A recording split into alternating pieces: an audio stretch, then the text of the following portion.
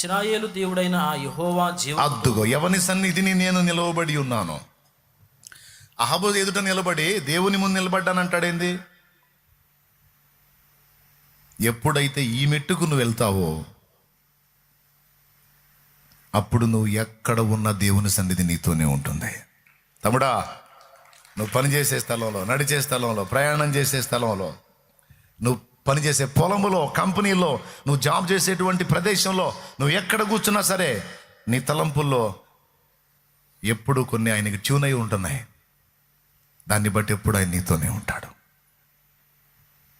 మరి లేకపోతే ఏలియా చెప్పిన దానికి అర్థం ఏంటో మీరు చెప్పండి. నిత్యము ఆయన సన్నిధి ఎంతో ఉందంట. ఈరోజు మందిరానికి వచ్చారు, ఇక్కడ మందిరంలో ఉన్నప్పుడు దేవుని సన్నిధి అనుకుంటారు. మీరు ఇంటికి పోతే దేవుని సన్నిధి లేదనుకుంటారు. కాదు, భక్తిపరులు, ఆత్మీయులు, పరిణతి చెందిన బిడ్డలు ఎక్కడున్నా ఆయన వాళ్ళతో ఉంటాడు, వాళ్ళు ఆయనతో ఉంటారు. ఆయనకి మించిన ఫ్రెండ్ లేడు వాళ్ళకి, ఆయనకి మించిన స్నేహితుడు లేడు, ఆయనకి మించిన అనుబంధం లేదు, ఆయనకి మించినటువంటి మమతానురాగాలు పంచే వ్యక్తి ఇంకొకరు లేరు. అట్లా ట్యూన్ అయిపోతారు. మీరందరూ అట్టివారు అగురుగాక, అగుదురుగాక, అగుదురుగాక, అగుదురుగాక, అగుదురుగాక. బాగా ఇబ్బంది పెట్టి చెప్పినట్టున్నాను, అంతేం లేదా? ఈజీగా అర్థమైందా మీకు? ఏమర్థమైంది? ఒక ముక్క చెప్పండి. నేను కూడా కొంచెం ఆనందపడతాలే, తొందరగా ముగిస్తా. ఇక ప్రార్థన ఎలా మారిపోయిందంటే వినండి, ఒక దగ్గరికి వెళ్ళి కూర్చొని అక్కడ అడిగితేనే కాదు, రోడ్డు మీద నడుస్తా చేస్తా, అడుగుతా. ఆ రోడ్డు మీద నడుస్తా కూడా ఆయన కార్యాలను వివరించుకుంటూ ఉంటా. తోటకెళ్ళి ప్రార్థన చేసినప్పుడు అడుగుతా, మందిరంలో ప్రార్థన చేసినప్పుడు అడుగుతా, మోకాళ్ళు వేసి అడుగుతా, స్తంభానికి అనుకొని కూర్చొని ఆయనతో మాట్లాడుకుంటా, పడక మీద పరుండి కూడా ఆయనతో మాట్లాడుకుంటా. ఎందుకు ఈ విషయాలు చెప్తున్నానంటే ఆ మెట్టుకి దేవుడు నడిపించాడు. అయితే టెన్షన్ పడకండి. అట్లయితే ఇప్పుడు మేము పొద్దున సాయంత్రం చేసే బుస్సేగా అనొద్దు. యూనివర్సిటీ చదువుకి వెళ్ళాలంటే ముందు వీడు 1లో చేరాలిగా, అవునా? 1లో చేరాలి కదా, ముందు ఎల్కేజీ, యూకేజీ, అరకేజీ, పావుకేజీ చదవాలి కదా. ఇవన్నీ చదివితే కదా. కాబట్టి మీరు చేసేదేం పిచ్చి పని కాదు. కానీ నేను అంటున్నాను,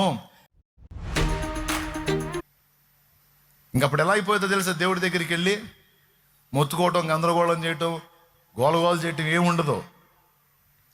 చాలా సహజంగా, చాలా మామూలుగా ఆయనతో నువ్వు మాట్లాడవచ్చు, చాలా చనువుగా మాట్లాడవచ్చు, చాలా ఫ్రీగా మాట్లాడవచ్చు. ఇక అప్పుడు నీకు ప్రార్థనా జీవితం, దేవునితో పయనం, దేవునితో నడక అనేది ఎలా ఉంటుందంటే ఒక మధురమైన, రమ్యమైన అనుభూతి లాగుంటుంది.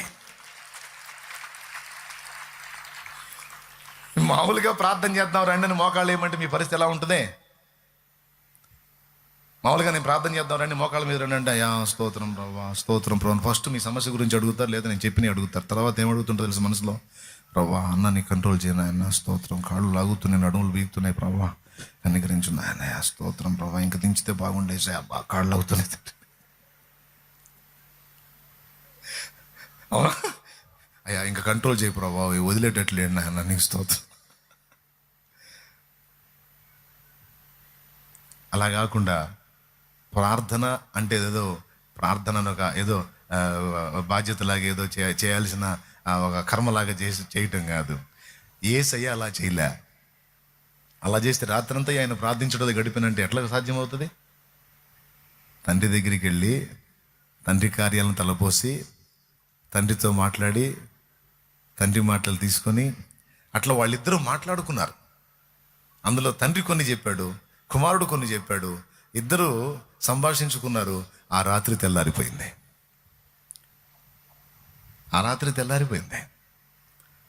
యేసయ్య ప్రార్థన